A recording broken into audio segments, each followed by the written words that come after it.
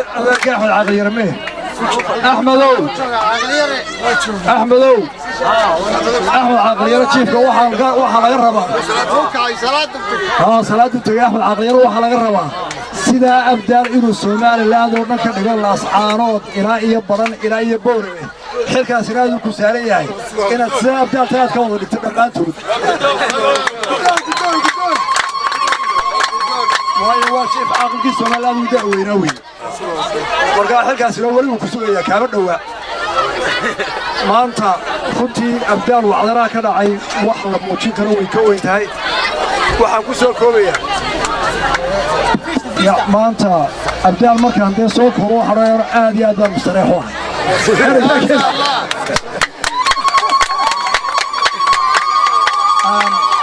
gaar ahaan waxaan ugu sii maadnaqayaa hablihii iyo dumarku xilka ay saareen cadceedda istaageen intay soo lugeeyeen dadaalka ay muujiyeen si gaarna ugu sii maadnaqaya mahadnaqaa kadib waxaanu maanta u taagannahay waxaynu soo hayaa dabayshii ololaha doorashada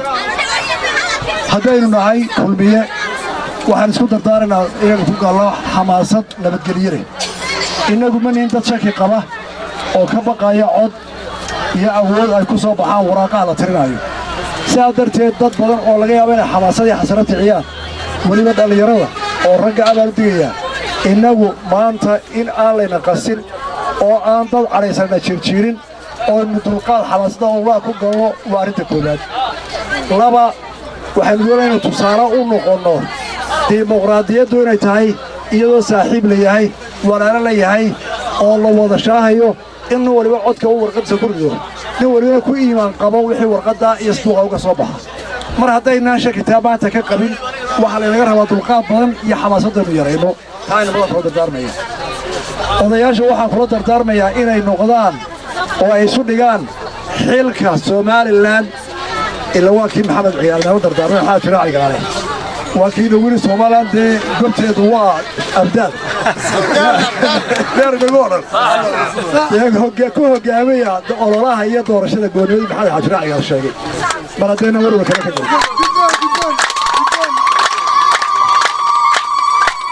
وحرب الدنيا واحد بعض قناه مدحونا جمهورية سومالان تضوء لحين سنة بركوا هي حولها وكقبتي ذلك يد ذلك أوسو سنية iyo noloshiisaba akaalintii hormoodnimada ahayd ee uu ku soo dhammaystay aad iyo aad baan ugu mahadnaqaynaa madaxweynaha iyo xukuumaddiisa iyo intii la shaqaysanayna aad iyo aad baynu ugu mahadnaqaynaa waayo wax muuqda ayay dalka ka qabteen waxaan ku soo koobayaa reer saaxil guud ahaan xilka saaran maanta ee Somaliland oo dhan laga rabo inay cod ka keenaan oo ka ololeeyaan واي عضو ذكر حتانا يلا يا درس يلا سنة أحمد ويس عضو تاير سوق حيسة يجير سوق حيسة ويقعد كي سوالات بالغار وهالكلام كيرتو ما صح الأخوة وحرم هذا يا قضياش أن بربرك وشري أحمد وقضي بحر صافه سوانا أكسم بارنتو دميين وحلي وحي كاتبنيين iyo wixii ay doonayeen waxay yiraahdeen maanta dhulkaanu dhignay Axmed iyo Caaqil kaanu daba taaganahay cod baynu doonaynaa madaxweynaha doonayna way yiraahdeen marka khilaaf yar oo soo wareegaysan mayno aad iyo aad u mahadsanyihiin Saciid Cartan dabne iyo rag shaaha Axmedow bahar saafka shirkii waday ee aad ganafka ku dhufatay odayaashii iyo salaadiintii aynu intii yarada bahar saafka ku isku haysanay ee aad dadka u sheed ganafka nagu dhufatay deena wadi ganafka nagu dhuftay waxaanu isla qaadanay chiefku wuxuu yiri inaanu aqbalay oo maanta waxaynu doonaynaa madaxweynaha la doonayaa oo la socda aynaa ku absaamin ariyaro gudaheena ah raggaas wax walba u ka dhigeen arrintiina waxay ku dhameeyeen arrin walba madaxweynaha ka weyn oo doonayna arrintaasina saasay ku dhamaatay adna waa aqbalaysaa ragga waana wanaajinaysaa si wanaagsan bay u dhigeen والله حكومة باطل وحضر كده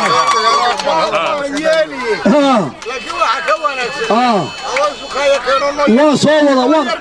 ما قال قاضي وابن كوي من حاجه انا برس قاري من حق قاضي عيده في دول ساري حاجه انا الاسباني هذا ما ترى 4 باطل 4 وين قدام ماتي رجع سمال في عمو حرقة ما هو من كل يحكم يمر بتر الشيخ هو لوي بهذا طلع ما هو صور من الحاج الله لو يوسف كيف قالوا يقولي